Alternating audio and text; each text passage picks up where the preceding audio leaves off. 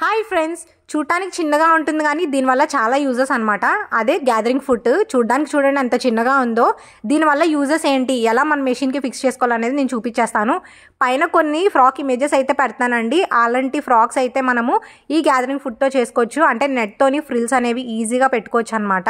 ఇవే కాదు, ఇప్పుడు కాటన్ ఫ్రాక్స్ వస్తున్నాయి కదా, అవి కూడా చాలా ఈజీగా చేసుకోవచ్చు. ఇలాగా లేయర్డ్ 3 లేయర్ ఫ్రాక్స్ అలాంటివి గ్యాదరింగ్స్ మన చేతితో పెడుతూ ఉంటే ఒకటి చిన్నది ఒకటి పెద్దది వస్తుంది కదా, అదే దీంతో పెట్టామనుకోండి యూనిఫామ్గా వస్తాయన్నమాట.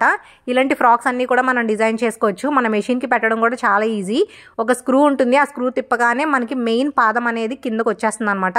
అప్పుడు ఈ గ్యాదరింగ్ ఫుట్ పెట్టేసి మనం ఫిక్స్ చేసుకోవచ్చు. కాటన్, నెట్ దేనికైనా యూజ్ చేసుకోవచ్చు అండి. చాలా బాగా వర్క్ అవుతుంది, నాకు బాగా నచ్చింది.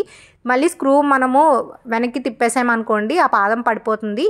మనం నార్మల్ది మెషిన్ ఉంటుంది కదా, అది ఫిక్స్ చేసుకొని మనం నార్మల్గా యూజ్ చేసుకోవచ్చు. వీడియో యూస్ఫుల్ అనిపిస్తే లైక్ చేయడం మర్చిపోకండి. Thanks for watching.